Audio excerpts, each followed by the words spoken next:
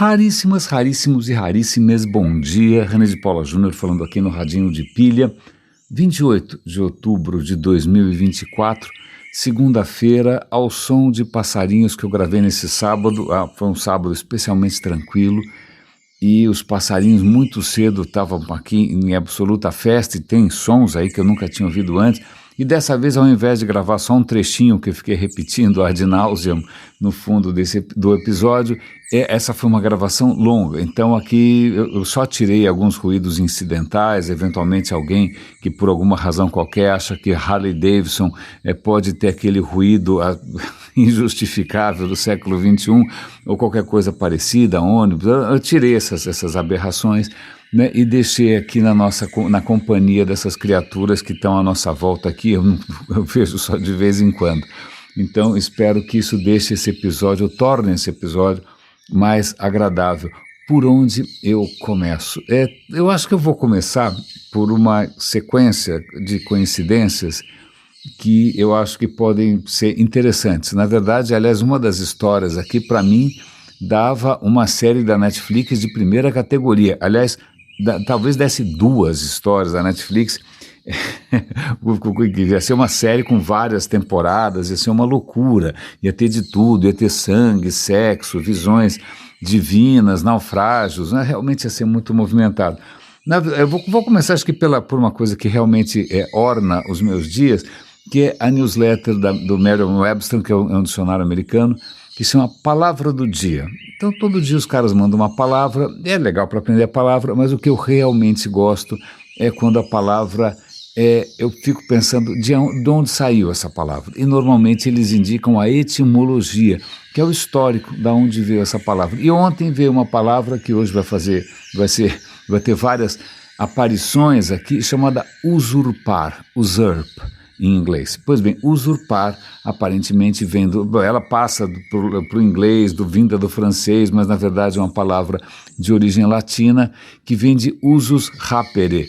Usus, que é o uso mesmo, né? Você usar alguma coisa, ter posse de alguma coisa, e outro é rapere, que é você obter violentamente. Talvez daí venha rape, que é estupro, venha rapto, né? Venha várias... Então, usurpar é quando você toma posse de alguma coisa ou toma, sei lá, alguma coisa à força, simples assim.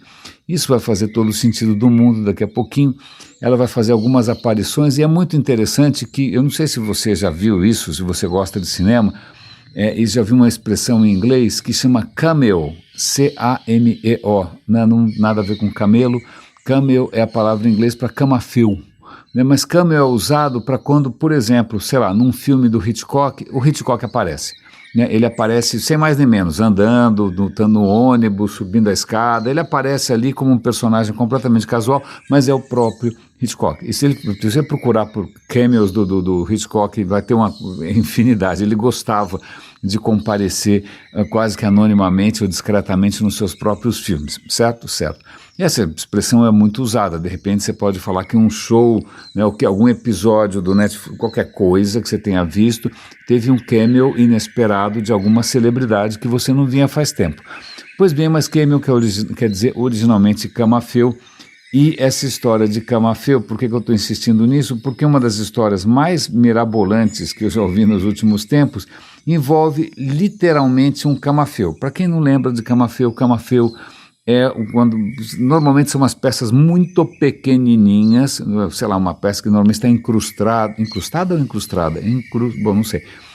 Que está engastada num anel ou eventualmente num pingente, alguma coisa assim, normalmente algum tipo de pedra semipreciosa que é esculpida em relevo. Às vezes é um rosto, às vezes sei lá o que for, uma cena. Você pode comprar isso como souvenir na entrada de Pompeia, tem uma lojinha que vende vários desses cameos. Eu nunca entendi como é que faz, tá fácil. Mas como é que você fazia isso há 2000 anos, com aquela precisão, com aquela delicadeza? A única explicação possível é que havia míopes, né? Ou alguém ficou míope de verdade depois de ficar fazendo um trabalho tão minucioso. Pois bem, esse camafeu em questão aqui, ele não é tão pequenininho assim, né? E na verdade ele é muito mais complexo do que qualquer um que eu já tivesse visto. Eu estou vendo aqui, ele deve ter mais ou menos uns 30 centímetros de largura, quase do tamanho de uma folha A4, né? Pelo que eu estou vendo aqui, é uma carruagem, e aí tem um personagem glorioso segurando ali, não sei se é um cetro, ele está cercado de algumas mulheres, de uma criancinha, ele está numa biga, certo? É uma biga. Essa biga tem esses personagens com essa, como é que chama esse negócio na cabeça? De coroas de louro. Tem um centauro, é algum tipo de luta, e no céu está vindo uma criatura alada com algum tipo de coroa. Essa criatura alada deve ser ou um anjo, ou talvez a deusa Nike da Vitória.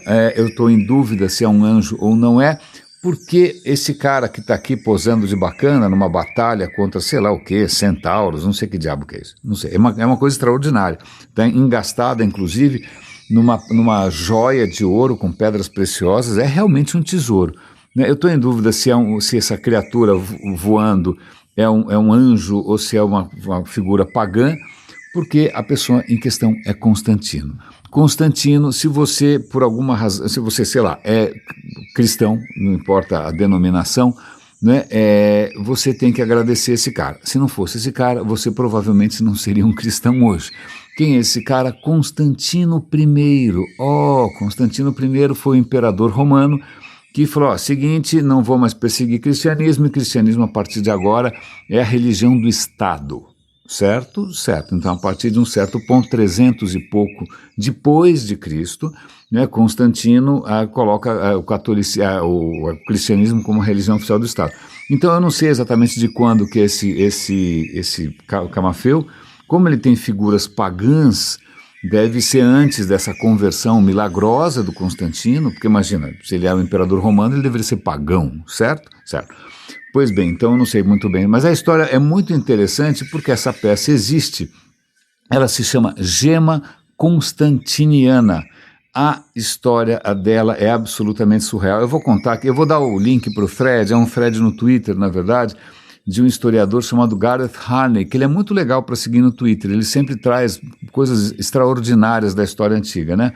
O que acontece, provavelmente, essa obra de arte espetacular, ela foi encomendada pelo o Senado romano como um presente para o Constantino, logo depois que ele ganhou uma grande vitória militar sobre alguém chamado Maxentius. Aliás, uma extrema coincidência, hoje, no Twitter também apareceu ali, acho que hoje é o aniversário do Maxentius, tá bom? Maxentius foi um imperador romano que infelizmente perdeu do Constantino numa batalha, então o Senado resolve presentear o Constantino com esse camafeu, né? É uma data muito importante, outubro de 312, na Ponte Milviana. Ponte Milviana é uma ponte perto de Roma, sobre o rio Tibre, certo? Certo.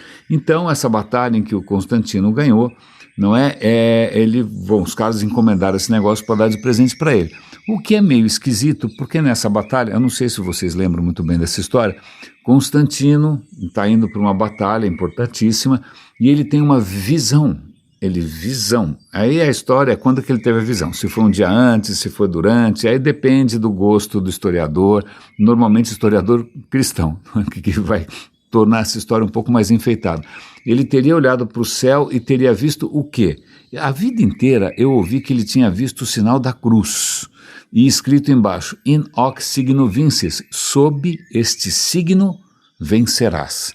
Eu achei que fosse a cruz, não era exatamente a cruz, né? Segundo um historiador Eusébio, que é uma das fontes para esse fenômeno extraordinário, não foi exatamente uma cruz que ele viu. O que ele viu é algo chamado de Quiro. Quiro é uma das primeiras simbologias usadas pelos cristãos. Quando você escreve Christos em grego, a primeira letra é um X, a segunda letra é um Rho, é um R, mas a letra R em grego é um P. Certo? Então é XP, não o banco, não, XP o resto, certo? Então o que os caras faziam para, sei lá, marcar a sua devoção era pegar as duas primeiras letras do nome de Cristo, ou seja, um X e aparentemente um P, mas na verdade é Rho, certo? Então sobrepunham, então você pega um X, que é uma cruz, certo? Aí você pega o X, aí você pega um P com a perna bem comprida e você cruza ali pelo meio. Fica parecendo um asterisco com, sei lá, uma coisinha em cima. Tá? Então ele teria olhado para o céu, visto esse símbolo do Quiro, ok? Que são as duas primeiras letras do nome de Cristo, Ele não entendeu muito, mas aí o que acontece é que ele disse assim, falou, sobre esse, aí estava escrito embaixo, desculpa, tinha legenda, dessa vez o milagre vem com legenda, é sempre bom quando milagres vêm com legenda. Estava escrito, sob este signo vencerá, escrito em latim dessa vez, não em grego, né? Senão talvez ele não fosse entender, embora fossem 2 letras gregas. Ok. E aí ele fica tão impressionado com essa visão que no dia seguinte, quando ele vai para a batalha, ele pede que todos os seus soldados inscrevam esse símbolo nos seus escudos, na sua, sei lá, na sua couraça, né? Não sei onde mais eles botaram esse negócio, e o que acontece é que mesmo estando numericamente desfavorecido, ele acaba vencendo a batalha contra o Maxêncios, que acaba afogado no rio Tibre.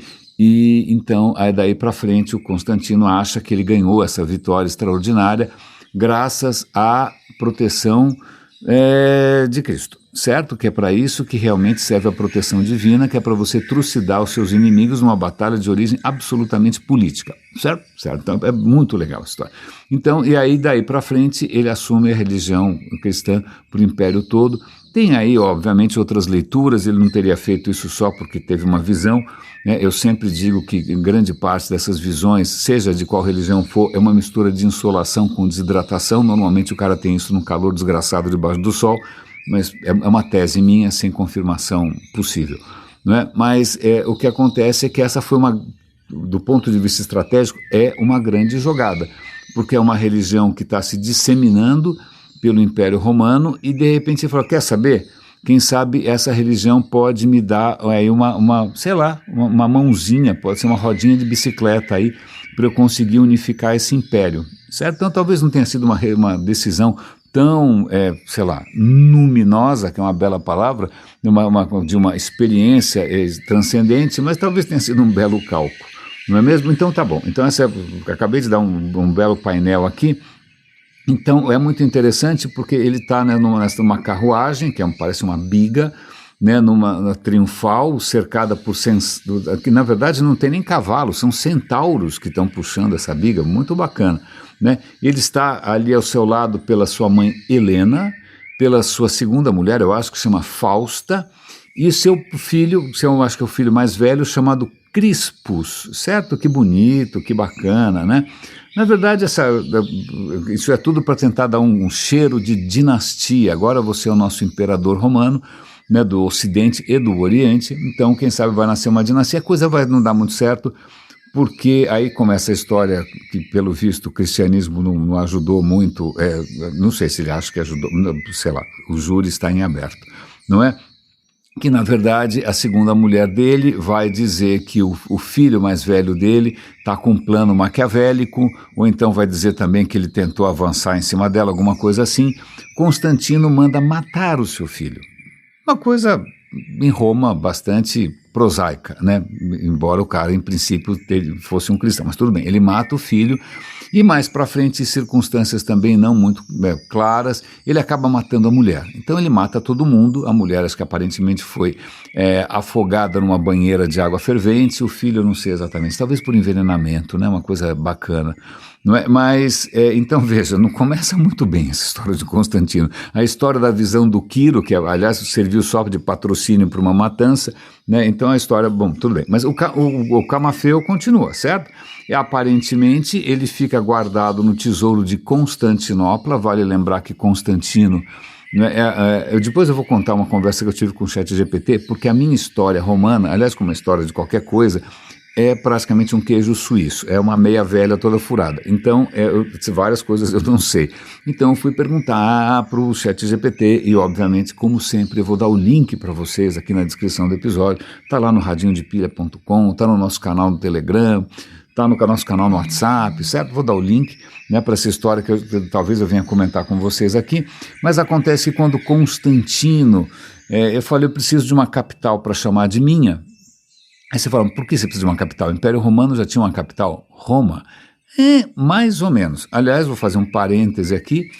Caso você vá a Veneza, ou caso você tenha ido a Veneza, né, naquela catedral que está magnífica ali, de Veneza, tem lá em cima uns cavalos magníficos, é uma réplica, tá bom? O original então está guardadinho, mas aquilo é uma réplica, cavalos espetaculares, e no pé ali de um pilar tem uma estátua estranha, num mármore meio roxo, meio esquisito. Na verdade, é o mármore mais valioso de todos os tempos.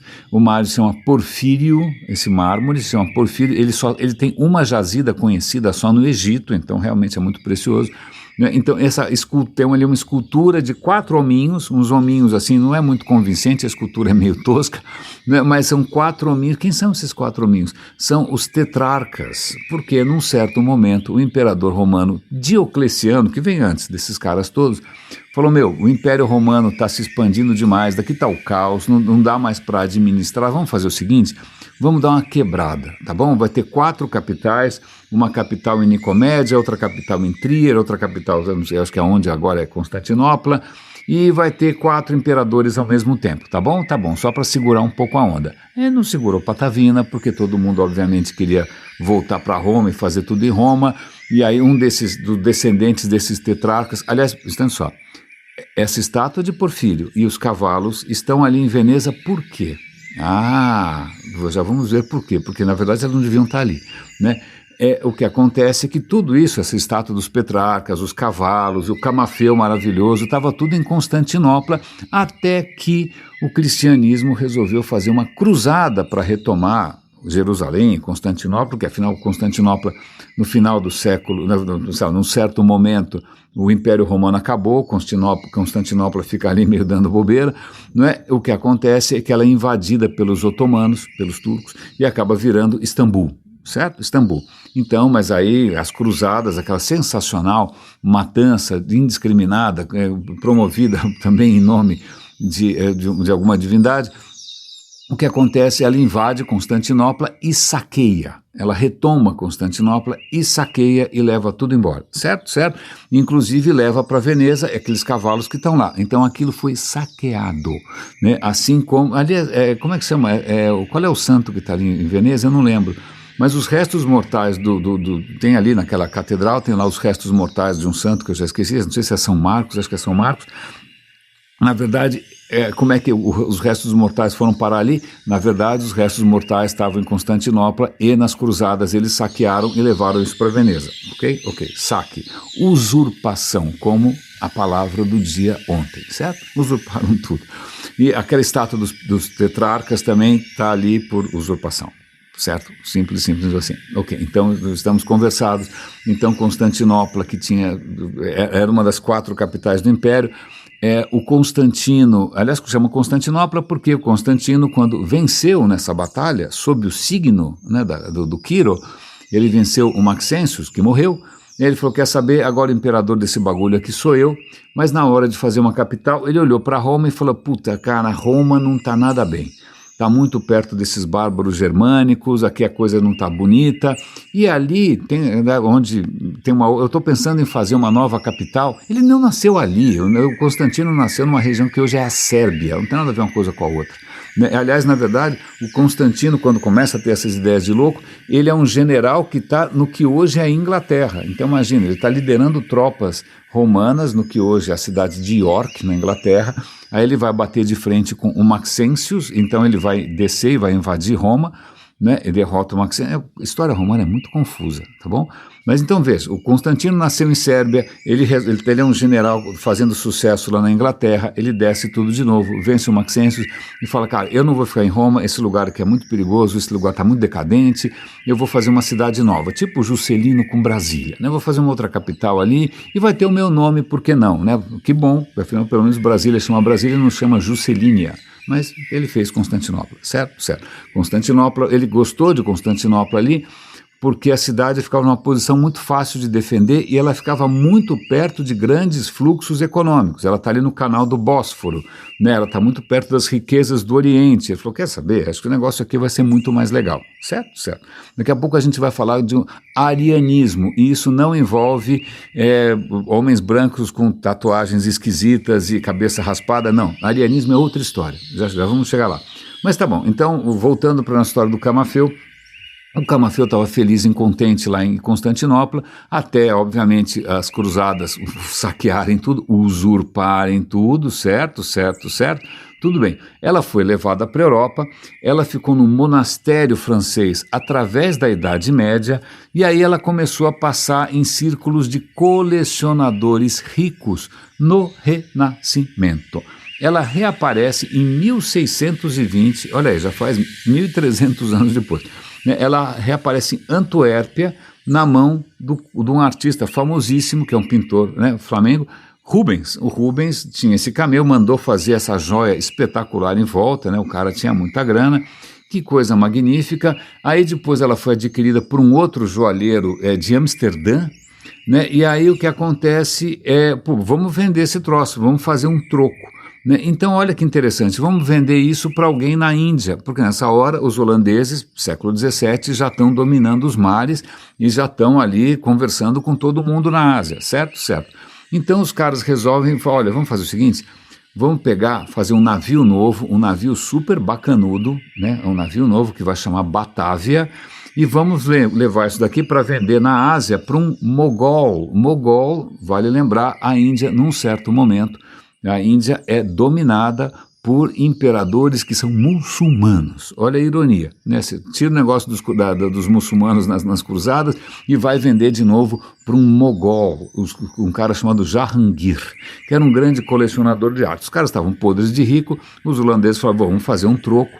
Né? Aí eles fazem um navio absolutamente espetacular, enchem de tesouros maravilhosos, né? E vamos para lá, vamos atravessar os oceanos e vender isso na Ásia, certo? Inclusive o nosso querido Camafeu. Né? Então, aí vamos lá, um navio espetacular, magnífico, 340 pessoas, tinha marinheiros, soldados, civis, crianças, mulheres, que beleza. Né? Vamos lá.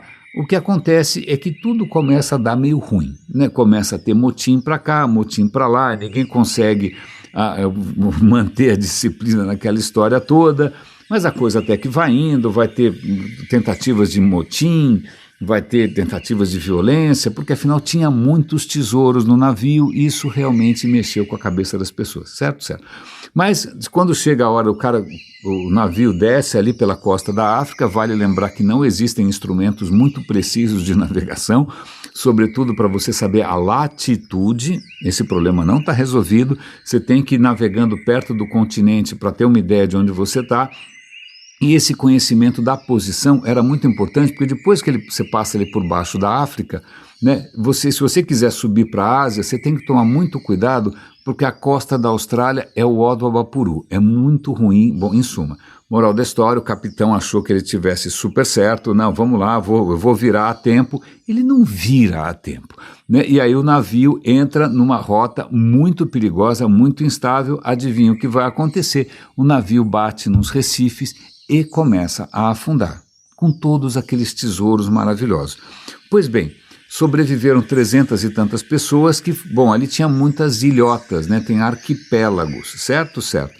Então, mais ou menos, aí 180, 200 pessoas, né, vão parar nessa ilha, e aí o que o capitão faz? Puta, agora dançou. Ou a gente fica aqui parado esperando, né, alguém salvar a gente, o que não vai acontecer, porque está todo mundo no meio do nada. Ele falou, olha, seguinte, eu vou fazer aqui, é uma ideia de louco, mas talvez funcione. Vocês ficam aqui, eu vou delegar o meu poder para essa figura, que eu já esqueci o nome do maluco, Hieronymus Cornelis, alguma coisa. Esse cara vai segurar a onda aqui, vocês ficam com esse cara, eu vou pegar um barquinho e eu vou procurar ajuda, que é a milhares de quilômetros, certo? É uma coisa simples. Moral da história, no fim, assim, só para fazer um spoiler alert, o cara consegue trazer ajuda mais para frente, certo? E vai conseguir resgatar as pessoas depois. Então a ideia não foi tão ruim. A ideia ruim foi ter deixado o poder na mão desse Hieronymus Cornelis, que na verdade era um psicopata, basicamente. Basicamente um psicopata.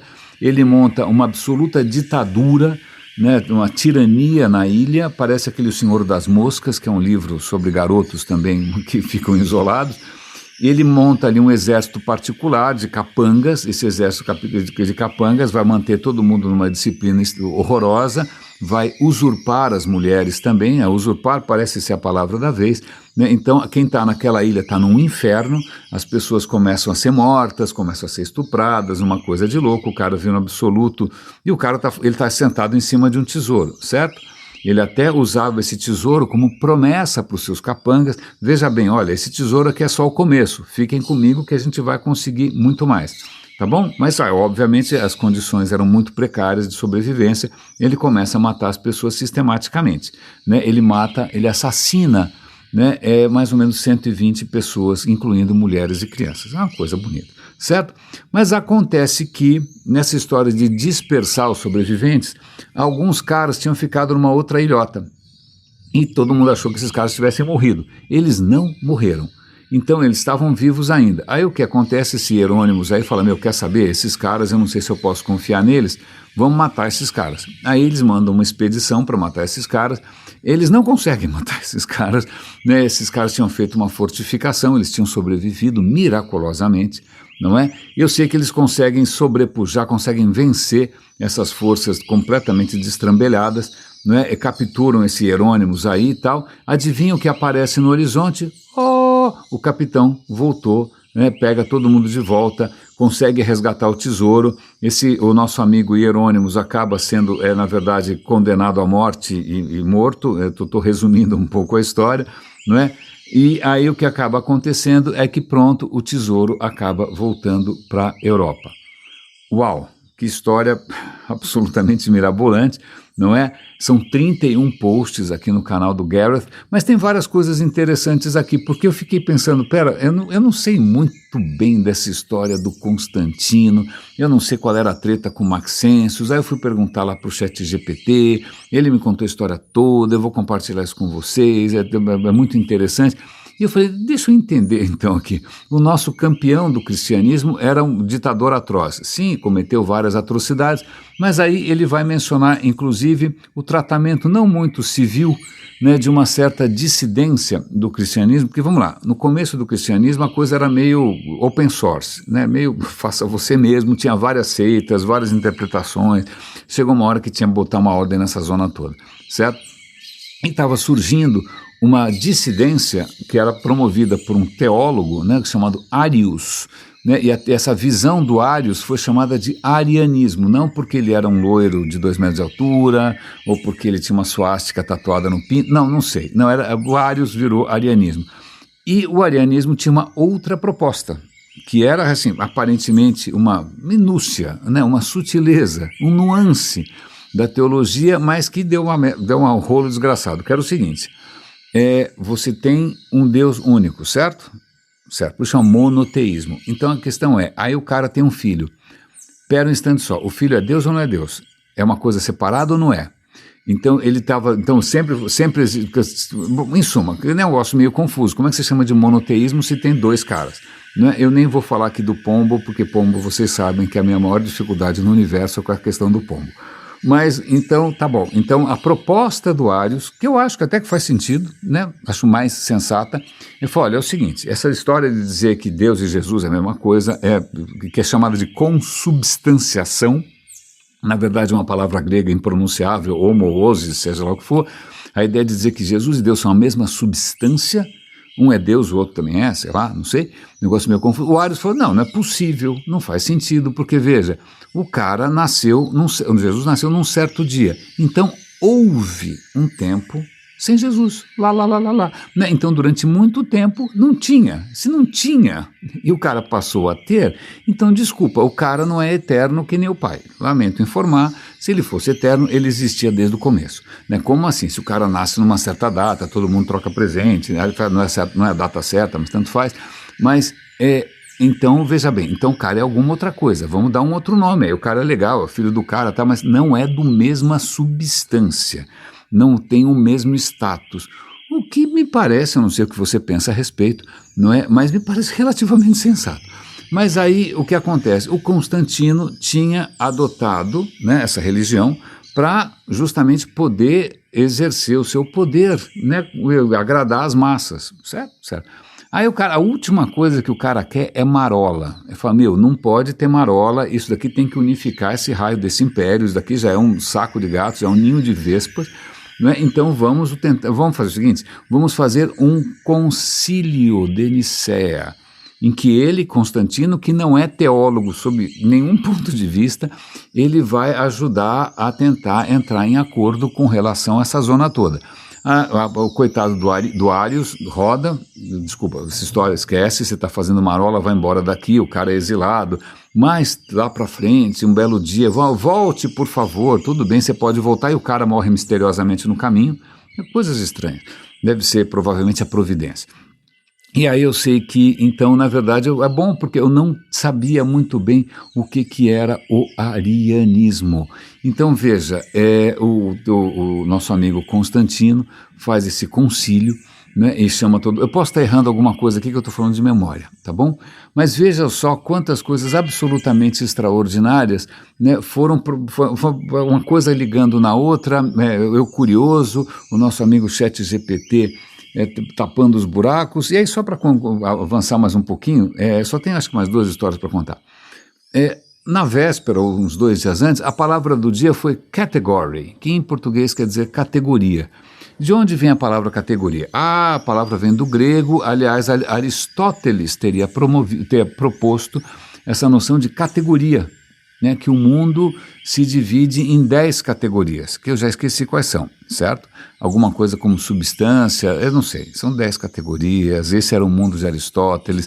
Aliás, foi por isso que, na hora que foi redescoberta a herança dos filósofos gregos, né, os cristãos olharam e falaram, meu, isso daqui é tudo paganismo, peraí, esse Aristóteles pode servir para alguma coisa, a gente pode pegar essa noção dele de categorias e a gente pode usar isso para justificar alguma teologia que eu também não vou entrar no mérito, tá bom? Mas o Aristóteles foi, digamos assim, usurpado, né, pelo cristianismo na Idade Média. Ok, mas vamos lá.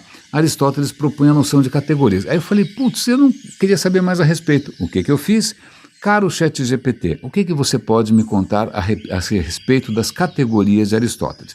Aí ele vem, uma coisa que eu acho que é bastante importante a gente bater nessa tecla, porque realmente é um dos meus desafetos maiores, o Aristóteles bate de frente com Platão.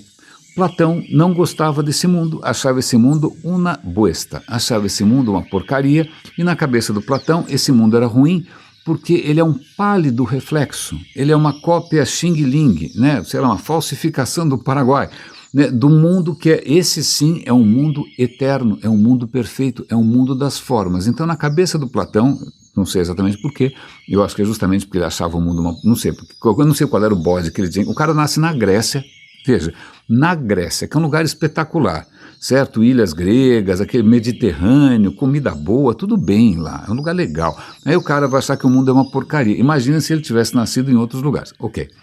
Então, o Platão não gostava de nada disso, então ele falou, não, existe um mundo de formas. Onde está esse mundo?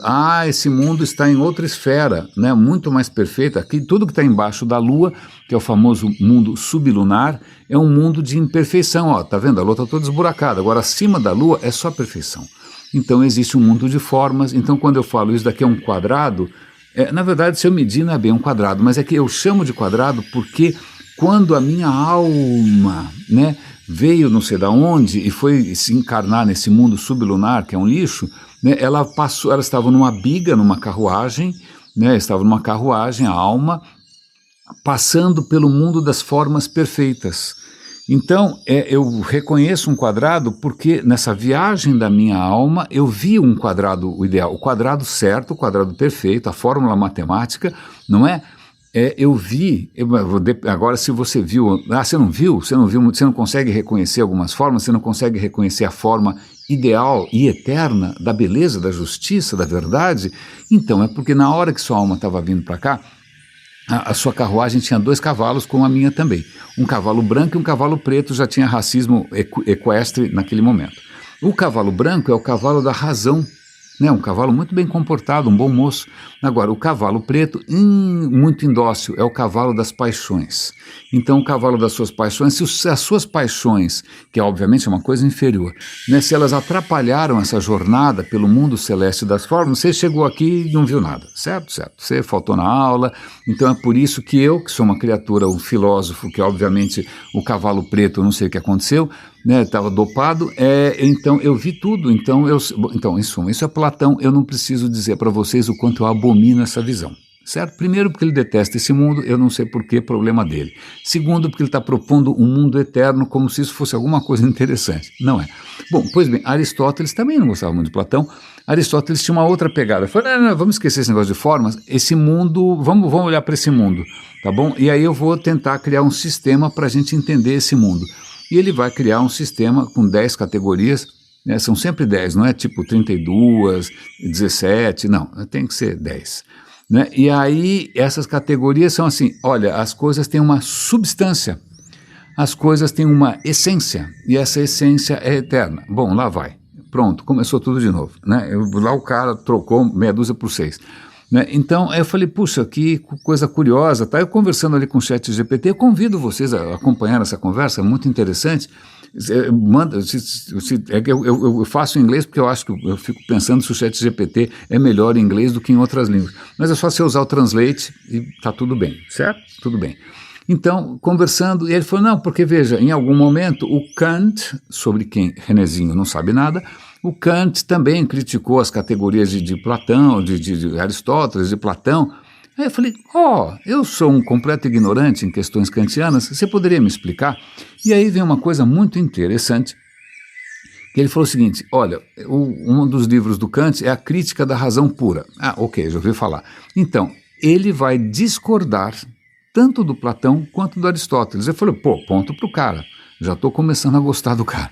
Por que ele discorda? Porque ele vai falar o seguinte, existe um mundo, certo? Um mundo, lá fora, sei lá, o mundo, a realidade. Ele vai chamar de noumeia, ok? Então tá bom, esse é o mundo lá fora. Mas acontece que você só tem acesso ao mundo através dos seus sentidos. Então você não consegue ter acesso direto, você tem um acesso mediado. Você tem acesso do que ele vai chamar de fenômena, como aquilo se manifesta para você. Então, olha que coisa interessante. O Kant vai propor que, na verdade, você não tem como acessar, não é que você está vendo tudo como o mundo realmente é. Não, você está vendo como seus sentidos, a sua cognição, acho que ele não usou esse termo, é um termo mais moderno, a sua cognição consegue. O que me fez falar, puxa, mas que coisa interessante, porque isso parece com as teorias cognitivas mais recentes, aquilo que eu sempre falo no radinho, né? O que você tem dentro da sua cabeça é uma esponja toda conectada, que ela não sabe o que é. Para ela é tudo choquinho, né? Visão é um choquinho, ouvido é um choquinho, é tudo choquinho, né? E ela pega esses choquinhos e constrói, como se fosse um metaverso, constrói assim, uma representação para você se virar. Né? Aí você vai imaginar o seu mundo tridimensional, com um chão cinza, parede branca, vai colocar cores nessa história, mas na verdade é tudo choquinho. O cérebro não tem como ter contato com a realidade lá fora, ele só é uma realidade mediada. Eu falei, ChatGPT, então não é interessante? Será que esse cara foi meio visionário? Porque eu acho que é uma perspectiva muito mais afinada com as coisas modernas, com a noção de cognição, até com uma noção que a gente já comentou aqui no radinho, que é inspirada numa palavra alemã, que é Umwelt. Umwelt em alemão quer dizer meio ambiente, ponto. Né? Se você for lá Greta Thunberg e quiser falar em alemão do meio ambiente, a palavra certa é Umwelt, que quer dizer o mundo à sua volta, né? O mundo em torno de você. Mas existe um conceito em biologia que é o seguinte, cada animal vive no seu próprio Umwelt, no seu próprio mundo, que é como se fosse uma coisa inacessível. Você não tem ideia de como é que é ser um morcego, porque o morcego ele vive num mundo de sons, que você não consegue imaginar como é que é a vida de uma abelha que vive enxergando ultravioleta, você não enxerga ultravioleta, você não sabe como é que é o mundo de uma lesma. Então cada criatura tem o seu próprio universo, então nós temos o nosso próprio Umwelt. E o ChatGPT explorou essa ideia, e aí não satisfeito, eu perguntei, vem cá, e aí isso para mim é uma prova da capacidade meio surpreendente, porque até aí ele podia ter feito busca, podia ter feito um resumo, tanto faz, aí você podia falar que o ChatGPT é um papagaio glorificado, mas eu perguntei o seguinte, e esse é um exercício difícil, como Kant poderia ter mudado, né, as suas teorias se ele tivesse tido acesso à teoria de evolução do Darwin? Cara, é uma pergunta aí para a prova, certo? Você tem que quebrar, aí você tem que pensar como é que, bom, o que o Darwin trouxe de novo? Bom, o que o Kant pensava? O que não tinha, o que passa a ser? Bom, você tem que fazer um exercício intelectual. O ChatGPT fez isso de maneira extraordinária. Eu falei, olha, porque o Kant, quando ele não tem ideia de evolução, então ele vai achar que a maneira como a gente vê o mundo é inata, faz parte da natureza humana, mas na verdade é tudo evolutivo. É tudo absolutamente evolutivo, a maneira como se você enxerga a luz, se você anda de pé, se você anda, né, anda de quatro, é tudo evolutivo. Até vou dar um link aqui para uma matéria muito interessante que diz que nós somos filhos do sol, né? Nós passamos a andar em pé justamente porque na hora ali do almoço, né, quando todos os animais vão para a sombra, se você andar de pé, o sol não pega tanto, né, só vai cair na sua cabeça. E é por isso que a gente tem cabelo comprido, justamente para proteger do sol a pino. Então veja, o sol fez com que a gente andasse em pé, fez com que a gente desenvolvesse coloração na pele, fez com que a gente... Bom, e assim vai, muito interessante, eu gostei muito, tudo que conecta a gente ao sol eu acho legal. Mas eu falo, então Kant poderia ter pelo menos um fundamento para as suas próprias teorias, inclusive no segundo livro mais conhecido de Kant, que é a Crítica como é que chama? Agora, Crítica da Razão Pura e Crítica da Razão, esqueci, como é que é o segundo? Da razão prática? Eu não lembro. Em suma, o Kant vai dizer que, na verdade, o que você pode basear a moral humana, não precisaria de religião, 10 mandamentos, não, pombo, não. Você poderia basear simplesmente na nossa racionalidade. Todos os seres humanos teriam nascido com questões já bastante inatas de moralidade. Se você seguir isso à risca, você pode ter um homem moral, né? E aí o ChatGPT complementa. Se ele entendesse que muitos dos nossos valores não vieram de uma tábua de pedra, não vieram de um livro sagrado, mas, cara, são valores que a gente compartilha com outros primatas, que são valores que você explica pela evolução, a empatia, o senso de justiça, não é? Tudo isso, a territorialidade, a mania de usurpar os outros também. Bom, tudo isso você explica por evolução, você não precisa de nenhum outro mundo, né? Outro mundo eterno. Bom, em suma, a conversa foi absolutamente espantosa, né? Eu fiquei bastante impressionado pela capacidade do ChatGPT fazer um exercício desses, porque isso, para mim, pelo menos, pressupõe um entendimento conceitual da diferença e do que isso poderia eventualmente ser, sei lá, diferente, o que isso poderia impactar, que desdobramento isso poderia ter. Mas só, já que a gente está falando aqui eu acabei falando de moral e daquilo que em princípio, né, poderia ser uma maneira de você viver no mundo de uma maneira correta, eu vou encerrar com uma fala de um ator que eu gosto muito, que é o Jeff Bloom. Eu acho um ator absolutamente extraordinário, charmosíssimo e tal. Ele está dando uma entrevista e um cara pergunta para ele o que te inspira. E aí ele vai citar um pensador inglês chamado Bernard Shaw, e ele fala ali o que o Bernard Shaw falou, e eu vou contar para vocês, eu vou tentar não engasgar, vou tentar não deixar que a minha voz seja embargada pela emoção, não é? Eu vou tentar aqui falar isso de cara limpa, mas isso para mim calou fundo, isso para mim me deixou muito feliz, eu acho que eu estava precisando ouvir isso, tá bom? Essa é a citação do Bernard Shaw. Esta é a verdadeira alegria na vida. Ser usado para um propósito que você mesmo reconhece como grandioso. Ser uma força da natureza em vez de ser um ser febril, egoísta, cheio de queixas, reclamando que o mundo não se dedica a te fazer feliz. Eu acredito que a minha vida pertence à comunidade como um todo, e enquanto eu viver, é meu privilégio fazer por ela tudo o que eu puder. Quero estar completamente esgotado quando eu morrer, pois quanto mais eu trabalho, mais eu vivo. Eu me alegro com a vida por ela mesma. A vida não é uma vela frágil, uma vela breve para mim. É uma espécie de tocha esplêndida que eu segurei por um momento e quero fazê-la brilhar o máximo possível antes de passá-la para as futuras gerações.